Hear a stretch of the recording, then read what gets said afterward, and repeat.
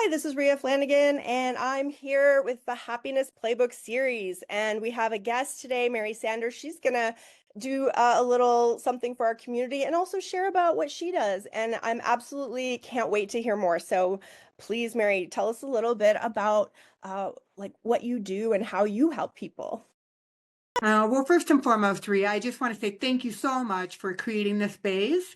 I understand the pure heartfelt connection that you're looking to give to the community and provide tools and resources so that people can be empowered to heal themselves. And I just think that that's absolutely remarkable. So thank you for holding this container. I do appreciate you and all that you do. And as far as myself, I'm a medical intuitive. I'm a trained medical intuitive and also been practicing chiropractor for a little over 33 years. So I'm seasoned in that profession as well. And, quite honestly, Ria, I have always sat on the precipice of, the hardcore science of all the things that we know to be true and factual that work according to science. And then I've done modalities that are based upon sciences that have yet to be proven. So I've always sat on that fine line as I hold space for my patients in their healing journey. And quite honestly, what I have learned over the years, Ria, is that most patients don't care as long as they are getting the results that they're looking for and having their desired outcome as far as healing. They could give two hoots if it's a scientifically validated modality or not. As a medical intuitive, I see people here in person here in Boulder, Colorado, and I also do the bulk of my work remotely. So I know there are some listeners that might be outside of the stretch of your comfort zone, but let me share a little bit about the premise and the foundation of energy medicine so that perhaps you might be able, your curiosity might lead you into a open-minded thought pattern when it comes to remote healing. And that is, I believe that energy can neither be created nor destroyed. It is not bound by time nor space. And so I have learned through my modalities how to hold an entrainment frequency. And an entrainment frequency is, in simple terms, it's like two people or a group of people choose to dial their radio station to all be on the same station at the same time. And when there is an entrainment that occurs within individuals or a collective group, there are really wonderful and magical things that can happen. And healing in that realm can be hugely transformative. Now, I know Ria, as an EMDR practitioner and also a somatic therapist, you can appreciate that the work that we're holding space for is really the deep cellular work that we are looking to release any and all discordant energies in which no longer serve you. We all know those patterns that we hold on to, those emotions, those feelings, those thoughts, and limiting patterns. They become our old friends, and we hold on to them as if they're part of our being. And yes, they are part of our being, but we have the capacity to release them and to reclaim that energetic space with a frequency that is higher in vibration for healing and transformation, just creating space for something new. And Ria, at the beginning of our call, we talked about various different tools that the listeners might be able to assimilate into their daily practices without the need and the guidance of somebody such as the two of us. And I totally agree that resources are incredibly empowering.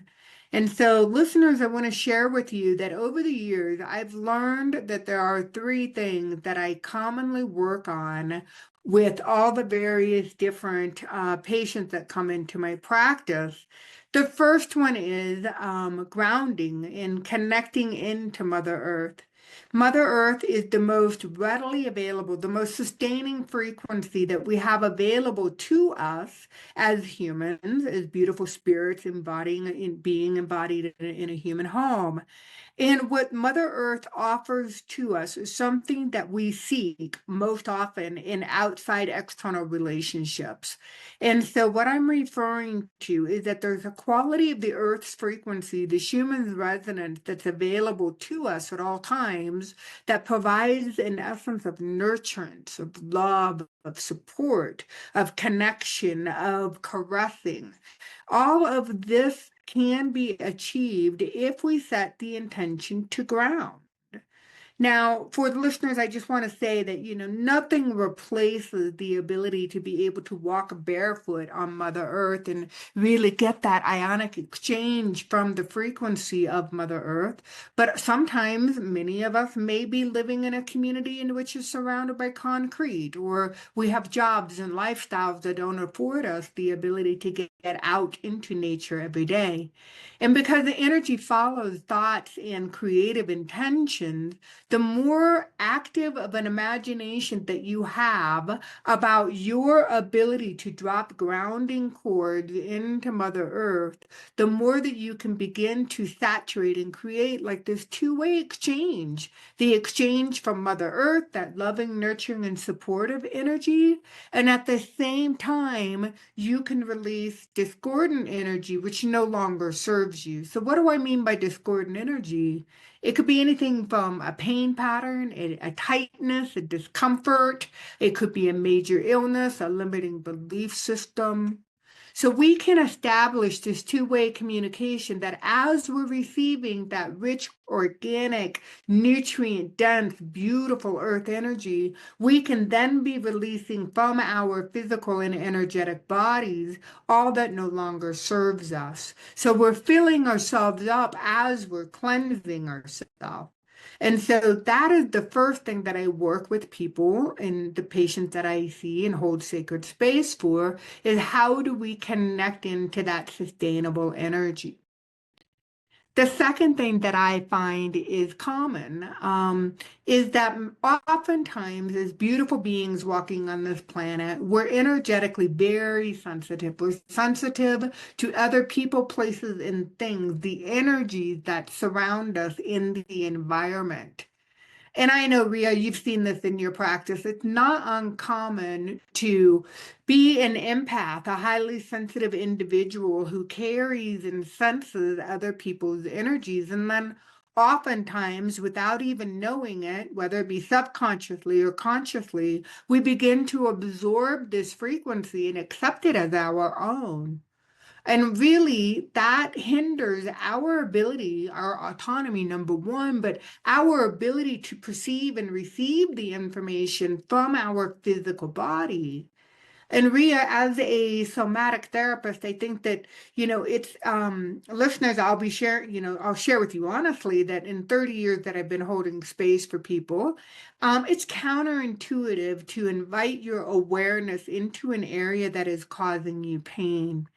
And so when we look at the somatic wisdom, the energy that runs through the body, the innate intelligence and the wisdom from the trillions of the cells that are housed within our physical body, we're looking to lean into these areas of discordance. And sometimes if we are holding other energies, then we get confused and we think that that's ours. And so to learn how to detach in a very loving and aligned way serves all parties involved. And so what I mean is, let's say that you have lunch with a friend and you're sitting knee to knee and she's going through, let's say she's going through a divorce, a really big turning point in her life and she's emotionally distraught. You may unconsciously or consciously want to help your friend. And so you start to carry some of that energy for her. And your intention is to be a good friend and to ease your friend's pain and discomfort. But really, if you end up holding that person's energy, you're robbing them of their journey that they are embarking upon. And so when we do this detached alignment or this neutral separation from all environmental people, places, and things, it allows us to come back to our container. So that's the second thing that I hold space for, and this is common across the board. The third thing, Ria, that I would like to mention is that oftentimes when I'm holding space for people that are leaning too far forward into the future and into the unknown of what the future may bring, there may be some anxiety associated with that. Or conversely, if somebody is holding on to the memories of the past and too far thinking in the past, then they are more inclined to be in a depressive tendency. And so there is an energy center that's located. It's a vortex of energy, just like the seven main chakras, but it happens to be located just beyond, just physiologically and anatomically. It has a name. It's called a suprachiasmatic nucleus, and that's just a fancy word that there are nerves that exit out of the backside of the eyeballs called the optic nerves. And so the right side of the eyeball, the nerve on the right side and the nerve on the left side, they cross. And at that spot in which they cross is called a suprachiasmatic nucleus, a big Latin 10-cent word that doesn't really mean anything other than the fact that I lovingly call it my timing clock. And so when your timing clock is tilted too far forward or too far back, it compromises your ability to be in present time. So what do I mean by present time? I'm talking about your consciousness, your awareness, your sensory being is here now in present time, so that you're more available for your relationship, so that you're more available to have a relationship with yourself and to be grounded and firmly rooted in present time. I bring all three of these things up for a reason, and that is I have a resource on my website that's absolutely free of charge. What I have done is I created one audio in which you can have access to three guided meditations, one specifically on grounding, second is how to neutrally separate or create a loving detached alignment, and then last but not least is to bring your awareness back into present time. And the reason that I've coupled all of these meditations is because I'm telling you, 90% of people that come into my practice, whether it be for remote medical intuition or one-to-one or chiropractic, if I can bring people back into their physical body in present time, these three meditations help guide you back into a place of being so that you can continue your transformative journey with lots of the tools that Ria suggests in her happiness playbook and her somatic therapy and all the various different courses that she has, so that you can then embrace the transformative exercises and make that shift that you're looking for.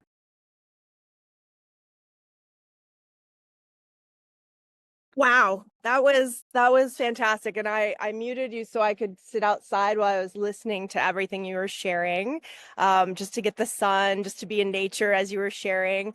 And one of the things that I like to do is just start my day with like just sitting outside with some sunshine and just finding some calm, and yeah, putting your like feet in the grass, or any of those kind of things, just to kind of like connect and to the body and then into the earth. And then I always think of, like, I often say to my clients, like if we're doing a guided meditation, like allow the sun to just fill you with love. It has the power of the sun to clear everything out, and all the things that no longer serve you go into the dirt and fertilize the dirt, right? And then flowers can grow, right? So it's like we can just move things out in a Mhm. way that's easier, less painful, right? And more inviting, right? More inviting to like to heal. Because I think sometimes, right, when I do trauma work with people, they can get caught in the suffering. They can get caught in that. And as I agree 100% that what you were saying about, they can identify that that's who they are.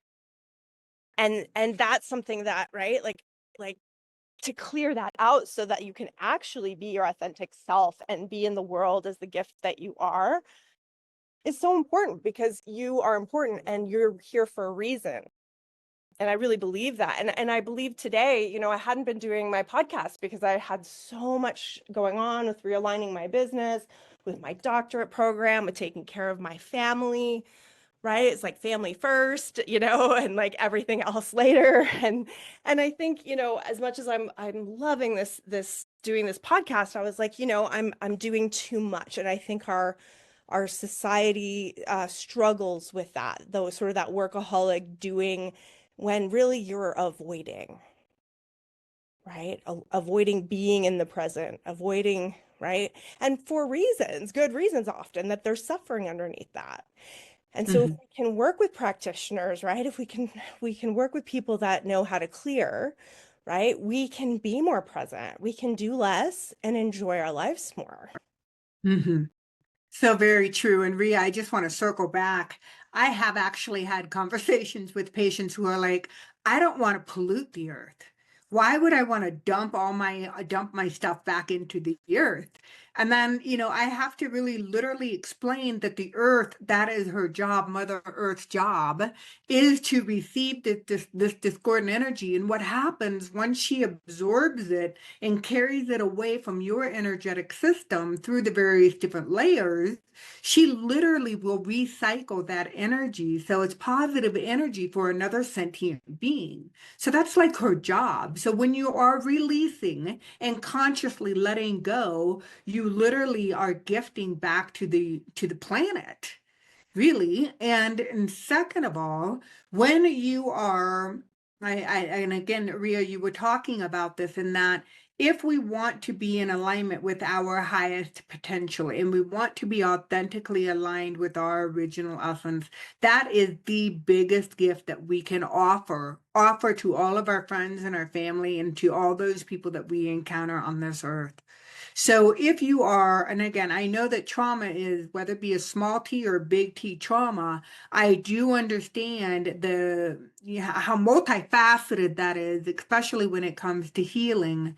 But know that you do have the earth's energy in support of neutralizing that energy for you if you allow Mother Earth to do that for you. Yeah, that's beautiful. And right, it can be these simple things. And I think sometimes my right, like I the most intelligent and successful people in the world um can be suffering because there's that piece of that, the simplicity of it is it, right? They can't sit with the simplicity of it. Hmm. Like Hmm. I wrote a book that there's simple tools, but sometimes people are looking to complicate it. And I So think very, I think that's where we get lost. so very true. So very true. Most of us walk around with the belief system that life is hard, that it has to be hard. And so therefore, if you approach that same mentality with healing, then you're going to embark upon that journey with creating probably more challenges than what you need to create. Absolutely, absolutely. And one of the things that I've really learned, right, is that as people are healing and as they are letting go and as they are coming into their authentic selves, right, they are in essence, just by being themselves, not doing anything different, they are healing the world too. Right? And their families too, even just by not staying in the trauma and not staying in the fight and not staying in the chaos and being a source of calm, right? That vibrates. That's like creates a different vibration that then vibrates into others. Hmm. And I think that, some of the somatic work I do in my coaching business, I do some touch work and things like that, which can be very, very healing in an easier way, in a faster way, in a way that like allows people to, it used to take me 3 days of a lot of psychoeducation, a lot of information to get there, but now it's like 2 hours because of the trainings I'm doing, because I'm working with these people that know how to clear at a deeper level into the organs, like clearing out the energy that's stuck trapped in the body, right, from the past. And I find that as people are healing quickly and more easily, right, it's there's now their families are healing easier. Now their friends are healing, right? It's a domino effect. It's a ripple effect as we're Mhm. reaching out. So this is why I'm coming back sort of into the right, really, really bringing in the right healers, or or people that have education or tools for our communities, because I really feel like there's a need right now in the world. Very much. And Ria, I'll take it one step further. This upward spiral that you're talking about, as we energetically emit a higher frequency, that is creating a universal upward spiral. But science is now proving that it's even through the field of epigenetics that as we embark upon our own personal healing, know that our personal healing is retrocausal, which means that it can impact many generations that came before us, especially when it comes to ancestral traumas and things of that nature. And we are healing future generations as well. So when I say that healing is transformative from a multiverse, it really is beautifully and intrinsically just connected, for lack of better words. Yeah, that's beautiful. Recently, our recovery community lost a beautiful soul, and um, do you have anything to say around that? Any thoughts on when someone who's contributed so many good things to the world, healing to the world, and really, like, and people have their time, I think, like, and I think there's, we can make up a lot of stories around it and different belief systems, but what comes to mind for you? Would you be willing to talk? Yeah. I'm happy to talk about that. I used to believe, and again, this was many years ago, that full disclosure, I was raised in a very Catholic family and an upbringing, of heaven and hell, and there's a purgatory in there somewhere. So, and I used to have this belief system as a child that, once somebody passes, then they immediately ascend as well.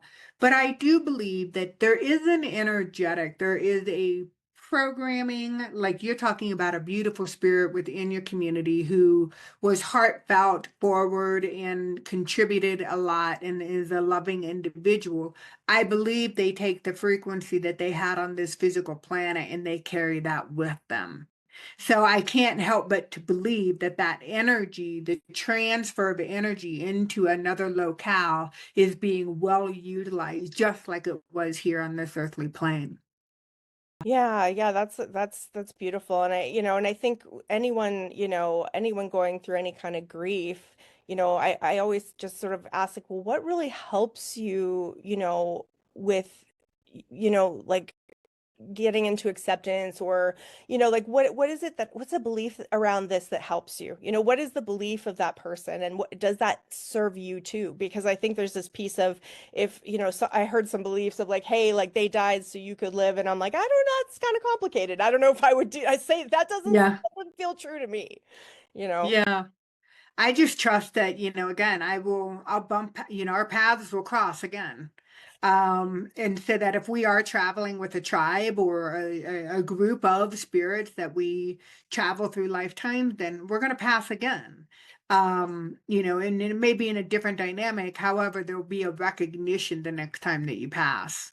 Yes, I think that, for me, I would sort of say she was a kindred spirit. Like, Yeah. I just knew, I was like, you sort of felt like I've known you forever, and, like, would do anything for you because I just know you're a good human, right? And Hmm. we feel that sometimes with people. Like, I just know I know you, and I'm glad to be in your presence, and to bump into you again is such a great way to put it, Hmm.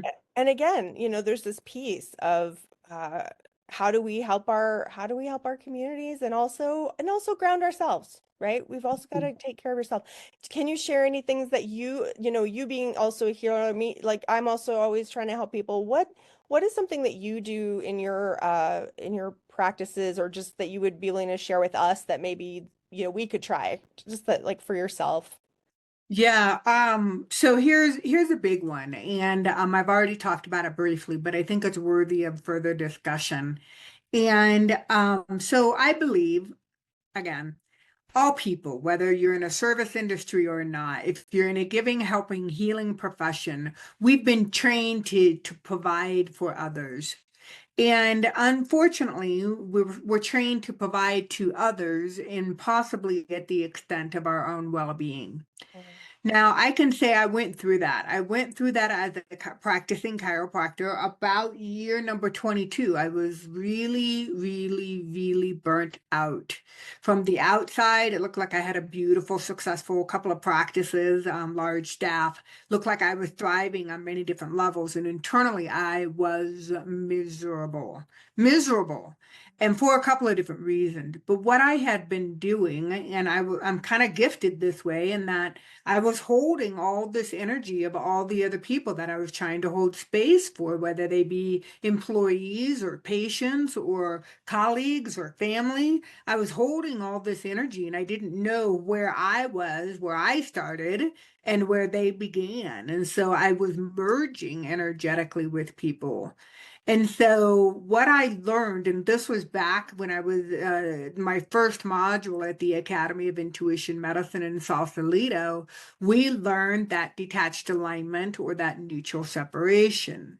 And so what that essentially means is that so you're going to have at the end of the day, you're going to have various different people that you've had encounters with. You'll have a sphere of people that are in your immediate family. You're going to have a sphere of people that you interacted with professionally. You're going to have a sphere of people that you acted with casually, whether it be at the grocery store or the gas station. And so many times at the end of the night, we continue to play those conversations out or those dynamics, and it doesn't really serve us, meaning that it just depletes our physical energy. And so what I have learned to do, and I still do this every day, is that I sit in an expanded state and I just lovingly gift back any and all energy that I have shared with these pods of people. And I hold the frequency reel long enough so that I can see these people kind of fluff up as if they've just like I just gave them a birthday gift or something. And then when I feel like they're content and satisfied, then I retrieve the energy that rightfully belongs to me. And I do this with various different pods or people or environments so that I can truly come back to self and that I'm not I keep saying the word wasting my energy or depleting my energy, but it does. It robs you of your essence when you don't neutrally separate or do this loving, detached alignment meditation. So it's a big one. It's a powerful one. And then what ends up happening as a direct result, Ria, is that my boundaries become a little bit more delineated. And so then I'm able to fill my container up, within the boundaries of my biofield. I can fill my life force up and run that in a contained way so that it is nurturing to my soul, to my spirit. Yes, that is so beautiful. And it's really taking the time. Like went to yin yoga last night and filled my cup, right? Like and stretched my body and breathed and meditated and I really have to take the time in this space to do that. It doesn't have to take that long also. Like I feel, but it has to be like completed, if that makes sense. Yeah, it needs to be consistent and there needs to be a certain level of commitment. I'll share that every morning I get up. I'm not going to tell you what hour because most people would be like, you're crazy, lady. But I get up, I do my at least 45-minute meditation, then I do my journaling, and then, I go about my exercise, whether it be any number of things, and then I come back and supply myself with a nutritious breakfast. So I'm doing all of this before I'm of service to other people. And it's ritualistic, meaning I don't go a day without doing it. And it serves me and it serves ultimately all those people that I come in contact with. That is so important. And I hope that all of our people that are out there helping others hear this. That's really my hope for this because I think that's what happens really easily is that we put ourselves last. And I'm often, working in my coaching practice with people that are very successful and all, and still trying to heal things. And one of the things that I've really discovered is that they've like pulled back on the self-care, right? Like when they're coming to me, it's like, and again, I think putting in those practices, being consistent, and it is the way that we love ourselves. Right? It's like for people that are learning how to love themselves, it's taking the time, the space to clear, to fill up our cup, to feel grounded, to feel ready. Because then we're just going to do so much better with everybody else too, and so much easier. Mhm. Mhm. And they're simple tools. Mhm. They're simple tools if practiced on a regular, consistent, ritualistic way, make a world of difference. Now, in full transparency, Ria, I didn't start this way. Obviously, I had to go through the adrenal exhaustion, the complete burnout, the mental issues that came along with it, and physical issues. And so I had to move through that in order to get to the other side to be where I am today. So for those of you listening who are like in a state of comparison, I'm going to invite you, don't go there. Please, it doesn't serve any of us for you to go there. Just be in a place of like, be curious. Say, oh, well, can I get up a little bit earlier? What can I change? And then instead of getting so stuck into your routine, why you can't do something, find that avenue in which there's, some possibility. I think that that is so well said because we're always thinking, you know, like one of my clients was asking just, like what do you do? Like what do you do to like be and I'm like, I'm still like a work in progress too. Like there's areas that I'm and goals and areas that I'm, I'm on this earth to still figure out. And the things that I do that sustain what I'm doing now are, X, Y, and Z, right? But I tell them too, and it's in my book, but it's like yoga, it is meditation, it is having groups that we sustain each other and support each other. So that's my newest thing is working with other healers that we just come together. We don't charge each other. We just consult and sort of like do you need some healing? Like I'm right here, and then maybe I need some healing, right? And so that's been really nice too. And just finding different and new ways to support ourselves and each other, and especially people that are doing big things in the world. I always say, please get even more support because if you are doing big things, there is a lot of energy that gets depleted. You got to be able to fill it back up. So it's sort of like the more you're doing, the more you need to have time and space for you too. Right. It's that person who says, I don't have time to meditate 15 or 20 minutes. And then I'm like, you're the person that needed to be meditating 30 minutes if you can't find, 15 or 20 minutes. Right? Or 3 hours of self-care before you start your day. Yeah. Yeah. And, ugh. Yeah, no, I really appreciate you and your time and sharing with our community. Is there anything else you'd like to share, like your website, your social links, just something so people can connect to you? Yes, I think the simplest thing is to send you to my website. Be sure to download that audio guidebook or those three guided meditations that I made reference to, free of charge. You'll find it. It'll be the first thing on the front page. But my website is a living, breathing organism. It'll tell you about the various different podcasts on energy medicine. We talk about all things that align the mind, body, and spirit. You'll get information about my energetic toolbox courses, also my international retreat. The next upcoming one is in Greece. So, the website is the best place to go if you just want to gather more information. That's where you'll learn more about me as well. Okay, I really, really appreciate. What was the website again? Oh, that's a good point. It's www.drmarysanders.com, drmarysanders.com. And again, your education is chiropractor. What Uh, do we all know?